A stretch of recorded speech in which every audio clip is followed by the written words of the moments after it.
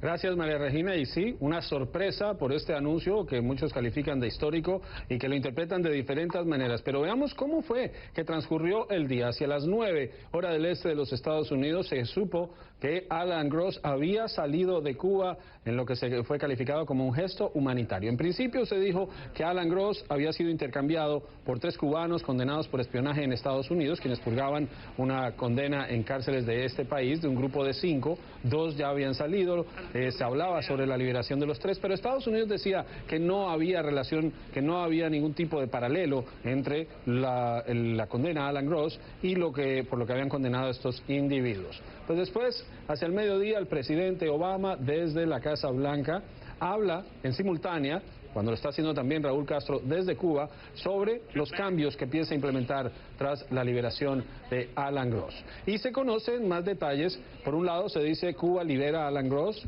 a quien le quedaban 10 años de condena en ese país por razones humanitarias, y que los 3 espías cubanos que fueron devueltos a su país fueron entregados en intercambio por un cubano que fue condenado por espiar para Estados Unidos desde Cuba y quien ya también se encuentra en territorio estadounidense. Pero escuchemos, aparte de las declaraciones del presidente Obama sobre no solo la liberación de Alan Gross, sino también sobre los cambios que piensa implementar por decreto en la relación con Cuba. Hoy Estados Unidos quiere ser amigo para ayudar a hacer la vida de los cubanos normales y corrientes más libres, más prósperos. A aquellos que han apoyado estas medidas, les agradezco por habernos ayudado en nuestros esfuerzos. En particular, quiero agradecer a su santidad, el Papa Francisco, cuyo ejemplo moral nos muestra la importancia de perseguir un mundo tal como debe ser, simplemente de aceptar el mundo tal cual es.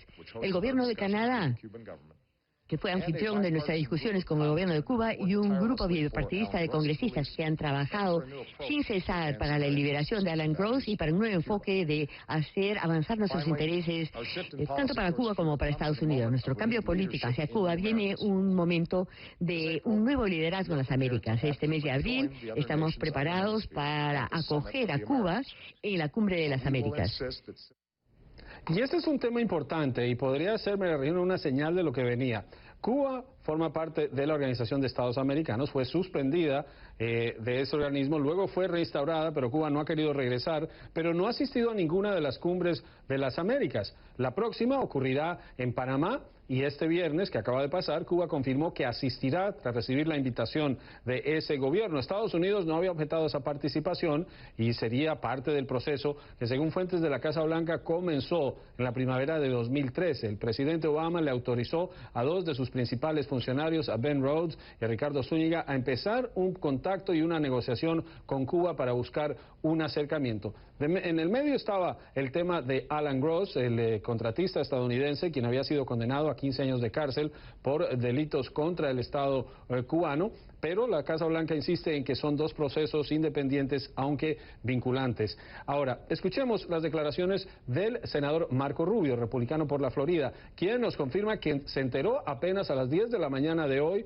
tras recibir una llamada del secretario de Estado John Kerry sobre todo este proceso, no solo la liberación de Alan Gross, la liberación de los 3 espías cubanos, sino del que llegó, el espía estadounidense que llegó de Cuba, sino además de los cambios que planea hacer la Casa Blanca.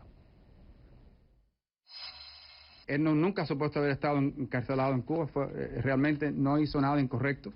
A mí no me gusta cuando se hace este tipo de intercambio, porque crea un precedente que otros gobiernos pueden abusar, coger a un americano preso para tratar de cambiarlo por 3 espías. Él no era un espía. Pero vuelvo y repito, yo he concentrado mis críticas sobre los cambios de política de Estados Unidos hacia Cuba, porque creo que eso realmente es lo que va a tener un impacto duradero sobre este tema, del tema de la libertad de Cuba. El senador Marco Rubio, quien también se manifestó indignado sobre este anuncio, el senador demócrata y alguien muy cercano a la Casa Blanca, Robert Menéndez, en rueda de prensa desde Nueva Jersey, se manifestó en una posición similar, diciendo que se hacen demasiadas concesiones a Cuba a cambio de muy poco, y se verá entonces cuál va a ser la reacción del Congreso, María Regina, a partir de enero, cuando las mayorías son republicanas. Pero ¿qué fue lo que anunció el presidente Obama? Pues anunció cambios en la política que incluyen la flexibilización de las restricciones de viaje para los estadounidenses estadounidenses a la isla. También la reanudación de la actividad bancaria entre Estados Unidos y Cuba. Por ejemplo, dijo el presidente Obama, una tarjeta de crédito emitida en Estados Unidos se podrá usar en Cuba. También las remesas que envían los estadounidenses hacia la isla podrán aumentar de $500, que es el límite en este momento, a $2,000, y eso representa un incremento muy importante. Se facilitará la venta y las exportaciones en ciertos sectores tecnológicos y también en el sector agrícola. Ya durante varios años hay intercambio comercial, pero se va a permitir que sea mayor. Y tal vez la noticia fundamental es la normalización de relaciones entre Washington y La Habana.